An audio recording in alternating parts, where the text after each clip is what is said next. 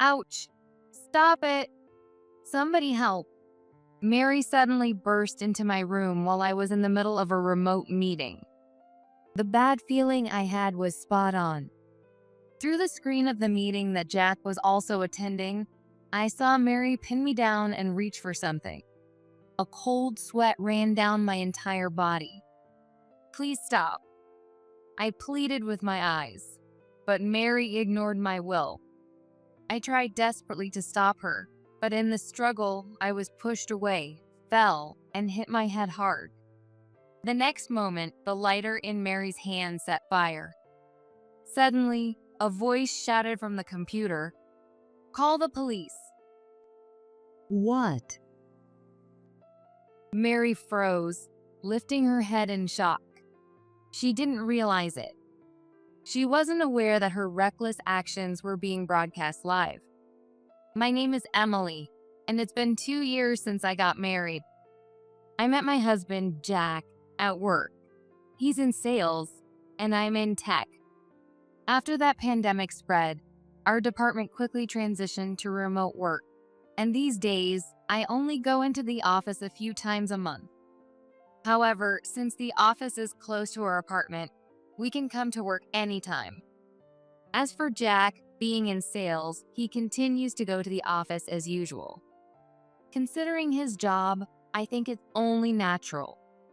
Jack's mom, Mary, lives nearby, so she frequently comes to our place. Ever since his dad passed away 2 years ago, she's been dropping by unannounced and complaining to me, which is really bothersome.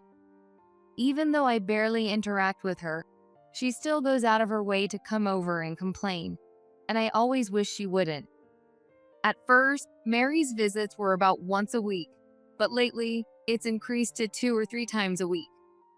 She even shows up while I'm working, barging into the room.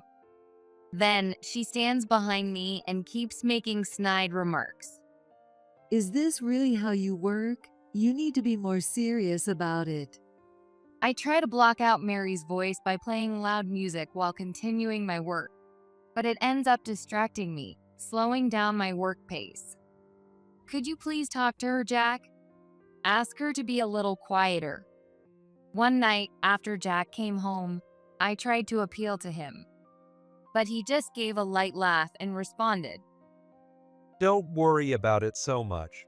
Mom doesn't mean any harm. She's just concerned. Hearing his words, I felt a heaviness in my chest. If Mary is really concerned, why does she speak in such a way that undermines my work?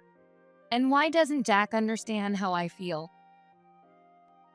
But it's hard to hear the same thing every time. I'm doing my best. Even when I said that, Jack didn't seem to take me seriously.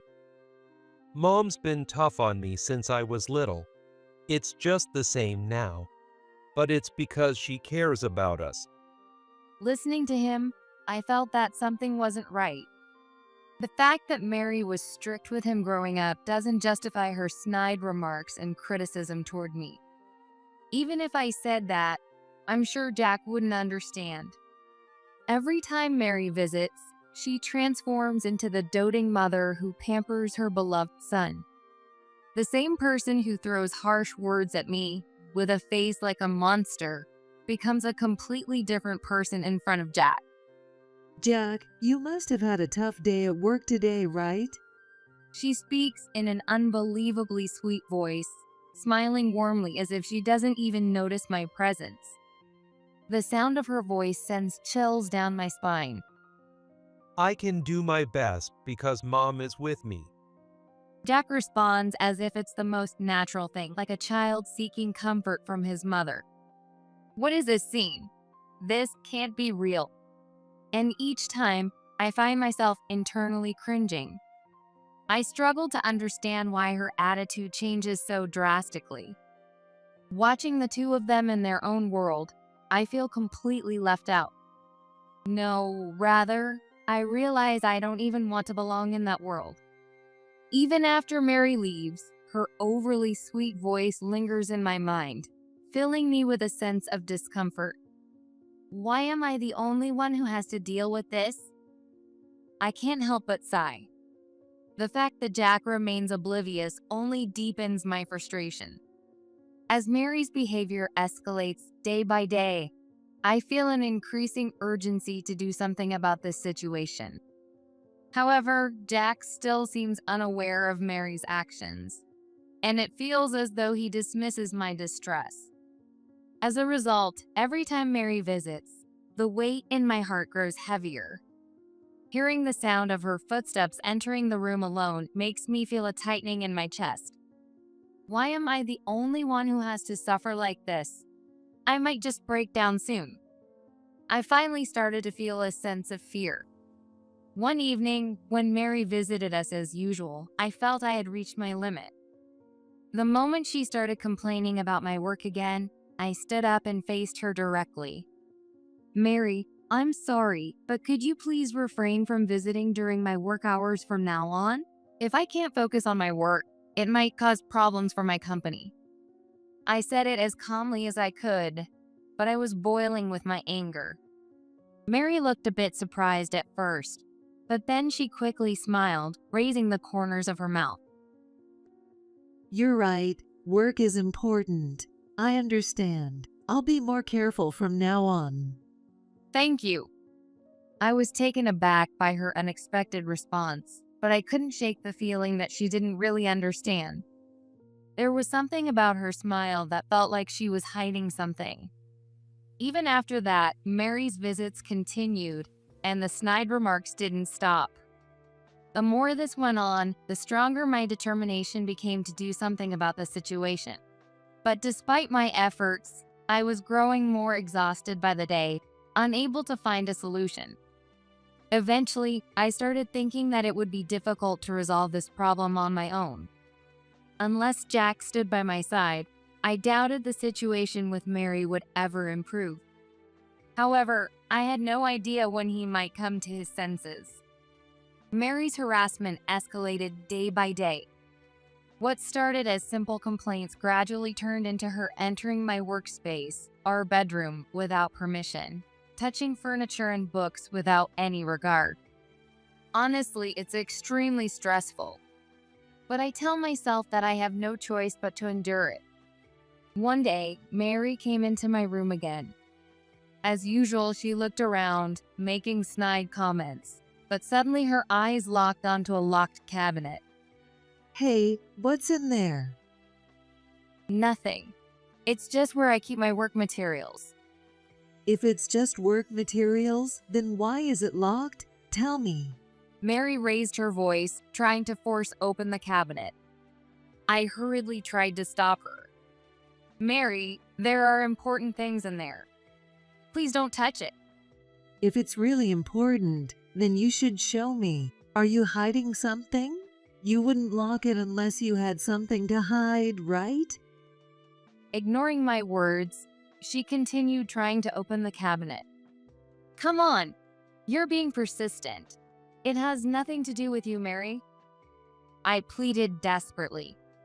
Mary stared at the cabinet for a moment before finally backing off, but she continued to show an obsessive interest in it.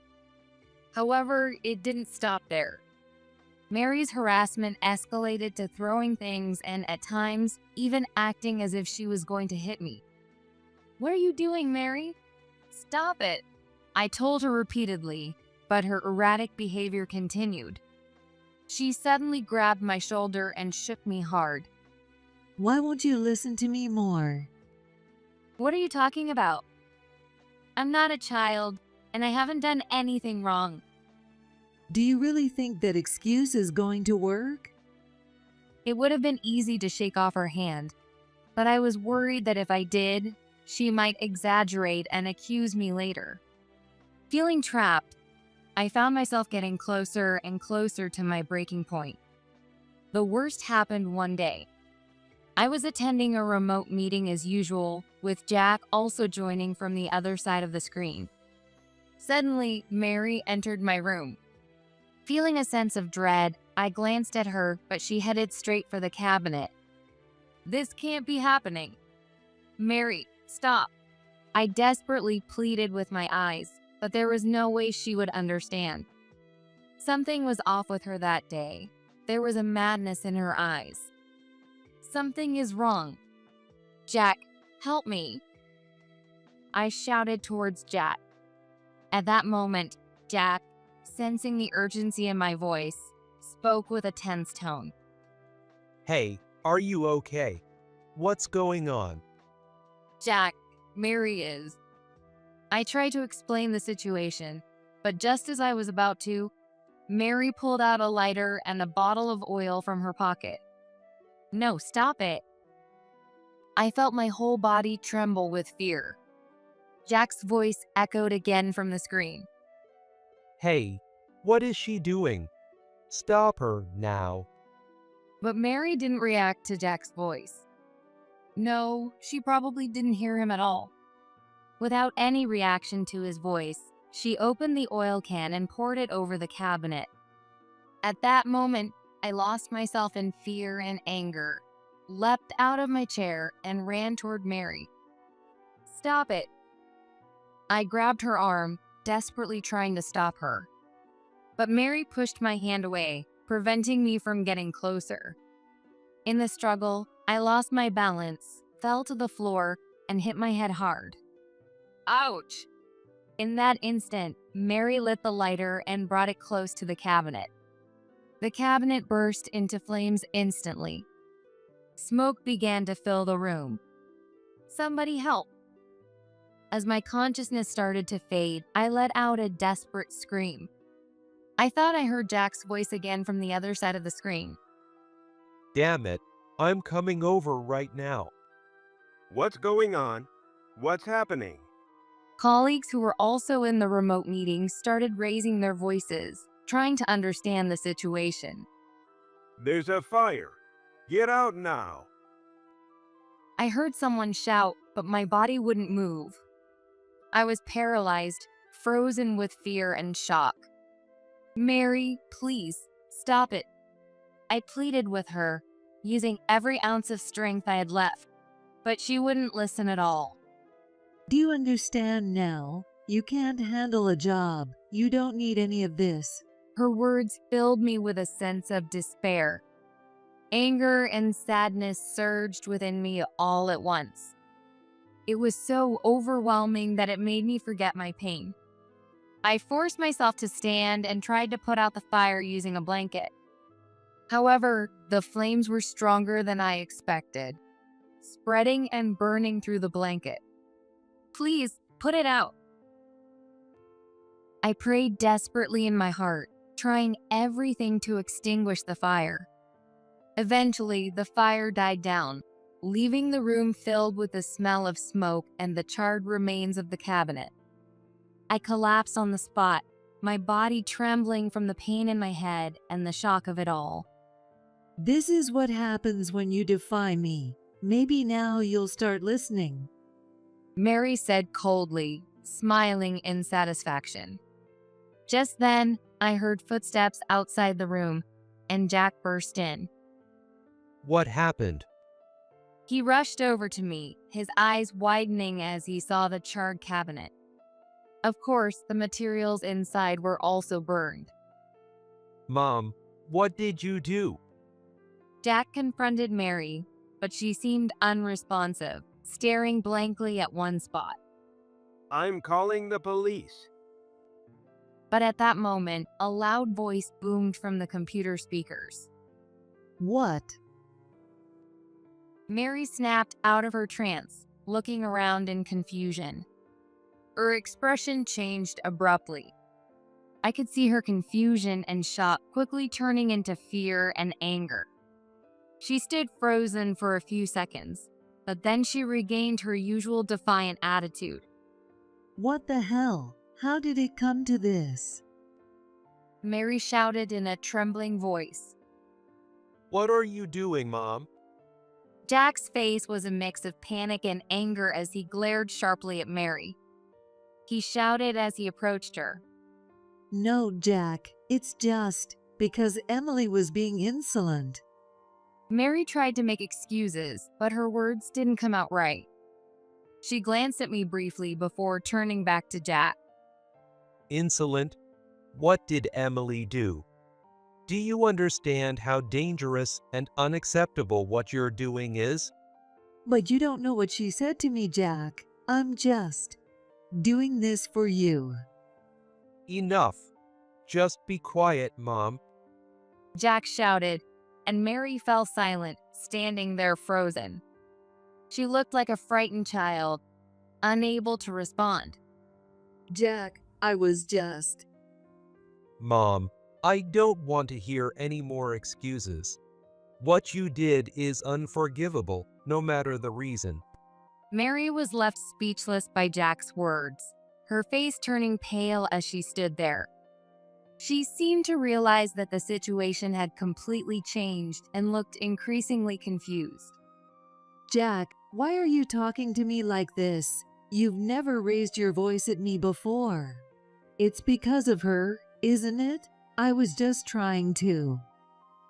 I said, enough with your excuses. Jack gave Mary a cold, piercing look. What you did is a crime, Mom. You need to understand that. Mary's expression crumbled at those words. She seemed to finally grasp that she was cornered, covering her face with her hands as she began to cry. How did it come to this? Mary's sobs echoed through the room, but Jack looked down at her with a cold stare. How did it come to this? You did all of this, Mom. Jack snapped, glaring fiercely at her. Mary froze, silent as ice, and clamped her mouth shut. The room fell silent, and I collapsed to the floor. The pain in my head and the emotional shock overwhelmed me again, and tears streamed down my face. I never imagined Mary would go this far. Hey, someone. Call an ambulance. Jack shouted, and our colleagues on the other side of the screen responded immediately. We've already called for help. It's on its way. Even from a distance, I could hear their voices. Within minutes, the ambulance and police arrived, and Mary was arrested without resistance. Even at that moment, she looked as if she didn't understand what was happening. Why me? Mary muttered in a small voice, but no one paid attention to her. I later learned that my colleagues had noticed something was wrong and called the police immediately. Thanks to them, my life was saved. I'm really sorry. Jack sat next to me, holding back tears as he apologized. I never expected my mom to do something like this. Jack. I held his hand. I'm glad you noticed, but what do we do now? The room is burned, and Mary. We can remodel the house. And as for my mom, I'll handle it. Let's focus on getting you treated first. Jack nodded firmly. That night, I was treated at the hospital, and it was confirmed that my life was not in danger. However, a deep wound remained in my heart. I couldn't understand where Mary's hostility and hatred toward me came from or what drove her to such an extreme. From now on, I'll protect you, Emily. Jack's words were my only solace. After Mary's arrest, our lives changed completely. The police conducted an investigation at the scene, examining the charred cabinet and the room in detail before asking us to accompany them to the station. There, we were questioned separately, and I had to recount in detail the harassment Mary had subjected me to. How did you feel when Mary set the fire with the lighter? The detective's question left me momentarily speechless. I felt fear and despair. I couldn't understand why she hated me so much. Tears flowed naturally. As the questioning continued, the terror of the moment Mary started the fire kept resurfacing in my mind. Meanwhile, Jack was also being questioned. He was also in shock over his mom's behavior and explained everything to the police with a resolute attitude. I never thought my mom was capable of this. I should have noticed Emily's suffering sooner. He said with a weary expression. For a while after that, we lived in relative peace. However, that peace was short-lived. I learned from a call from Jack that Mary had been released. It had only been a few months since the fire. I received the news of her release on a calm afternoon. That afternoon, I was just brewing a cup of coffee, planning to take a short break between work. But a sudden phone call shattered the calm. She's being released. What? Already? As soon as I hung up the phone with Jack, my anxiety that had been lurking in my chest suddenly surged. I had never considered the possibility of Mary getting out of prison. No, I didn't want to think about it exactly. I truly believed I'd never have to see Mary again. My voice was so calm that I was surprised. But the emotions behind those words were much heavier than I had anticipated. When Jack returned home later, I could see the same worry mirrored in his eyes. After everything she did, she's already being released.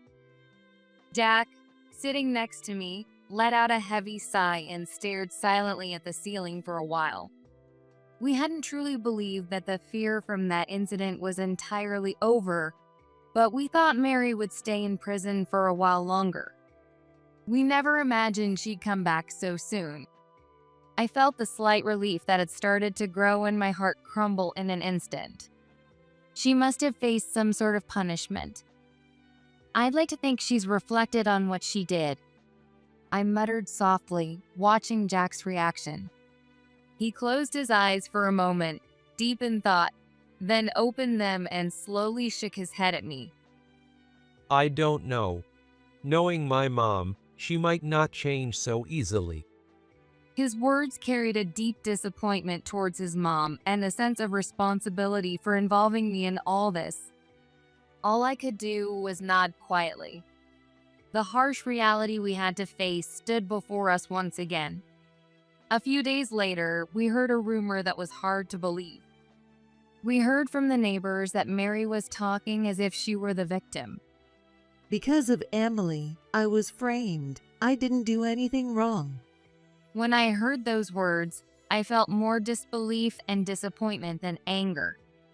Not only did she show no remorse for the incident, but she was also trying to justify herself and paint me as the villain. I can't believe it. She's still saying things like that. Mary had committed the serious crime of arson. That was an undeniable fact. Yet, she refused to admit it and was trying to spread lies to those around her. I was completely exasperated by it. Jack, sitting next to me, furrowed his brow and let out a deep sigh of frustration. I'll make sure everyone knows the truth. Everything Mom did is a fact, and we have solid evidence of the arson. We even have the footage from that online meeting. He said this firmly. He was right. On the day of the incident, the moment Mary set the fire was all captured on video during the remote meeting. Our colleagues who were in the meeting also witnessed it, and their testimonies would be enough evidence. I spoke calmly. We have no choice but to use that footage and report it to the police again. If Mary continues to spread lies, we can't just stay silent. After discussing it, we decided to tell the truth to our relatives and neighbors. We couldn't let Mary's lies and malice affect us any longer. It was time to present the facts and show the evidence clearly. A few days later, we brought the footage from the online meeting and began explaining the situation to our relatives and neighbors. In the video, you could clearly see Mary holding me down and trying to set the cabinet on fire. We also showed the testimony collected from my colleagues. At first, Mary shouted and tried to argue that it was all fabricated. But as time went on, the confidence faded from her face and anxiety began to show. That must be fake. She shouted desperately, glaring at us, but we remained calm. Jack quietly spoke to Mary. Mom, there's no point in denying the truth any longer. Everyone who saw the footage understands what happened. If you keep lying, you're only hurting yourself. Mary fell silent for a moment. Her face turned pale and she looked as if she was terrified. Then she finally collapsed into a chair. This wasn't supposed to happen. She whispered, her eyes filling with tears. Maybe she was beginning to understand the consequences of her actions now that she had been pushed this far. Still, something didn't sit right with me. I still didn't understand why she harbored so much hatred toward me. But we decided that we would no longer be swayed by Mary's lies or malice. The scars from this incident were deep, but I was now determined to stand firm and protect the truth with Jack. Weeks later, I began to slowly regain my composure. Seeing Mary finally admit her guilt brought a surge of emotions that had been suppressed for a long time. However, it wasn't anger or sadness. It was a calm resolve. As I watched her face, filled with regret, I prepared my words I needed to say in that moment. There might be something behind Mary's actions that led her to go this far, but to protect our family, we need to make the decision to sever ties for now. It's time for Jack and me to discuss what steps to take next. One night, I called Jack into the living room to discuss what we should do from here on. The quiet night felt like it was forcing us to make a heavy decision. Jack, what should we do? It's about Mom, isn't it? Jack's voice was tinged with exhaustion, but he quickly began speaking. To be honest, leaving it to the police might be the safest option for us. I nodded. The fact that Mary had tried to harm us didn't change. There was still a chance she could do something again. However, I had mixed feelings about it. Mary had indeed taken dangerous actions, but I couldn't help but feel that, somewhere along the way, she had broken down. The tears and regret she showed before us remained in my mind. If we really turn Mary over to the police, what happens next? Honestly, I'm scared of the outcome. I expressed my honest feelings. Jack remained silent for a while, deep in thought, and then quietly continued. I feel conflicted about Mom. Even after everything she did, part of me still feels attached to her. But at the same time, I know it's hard to keep having a relationship with her. Yeah, I feel the same. To prevent Mary from doing anything dangerous again, maybe it is best to leave it to the police. But is that really the happiest choice for us? I stumbled over my words. Cutting ties completely with Mary might bring us peace, but involving the police didn't seem like the best solution. Even if we don't involve the police, I'm planning to cut ties with Mom. I'm not giving her any more chances to be involved with us. That's the safest way. Cutting ties. But I'm also scared to continue dealing with Mary. That's true. We both fell silent, lost in thought. As our conflicting feelings about Mary swirled, the path we needed to take slowly became clear. We decided not to turn her over to the police, but instead to completely sever ties with her. Okay, we won't involve the police. But no matter what she says from now on, she's no longer part of our lives. That's the final decision. Yeah, you're right. We have no choice but to completely cut ties with Mary. We can't let her ruin our lives any further. By making this decision, we finally reached a conclusion. We hoped that severing ties with Mary would bring us the peace we needed. After that, we prepared for a final meeting to formally tell Mary that we were cutting ties with her. This would be the end of everything. I invited Mary to our home, took a deep breath, and began to speak. Mary. She responded to my voice, looking at me with a tired expression.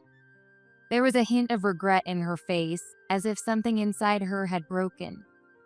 She still seemed unsettled, but there was a glimmer of hope in her eyes.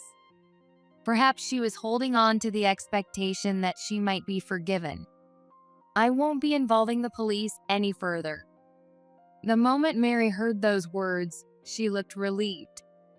She had been holding her breath, and I saw her shoulders relax as she let out a sigh of relief. She probably thought everything would be forgiven, but I knew she didn't understand the full reality of the situation. I also knew how heavy the next words I would say would be for her. Thank you, Emily. I can't bear any more hardship. I'm sorry. But at that moment, I continued in a calm and firm tone. But Mary, don't misunderstand. What? The relief on Mary's face vanished instantly, and tension returned. After watching her expression change, I looked at her coldly and spoke clearly. We won't involve the police any further, but we are cutting all ties with you. Cutting ties. Mary responded in a faint voice.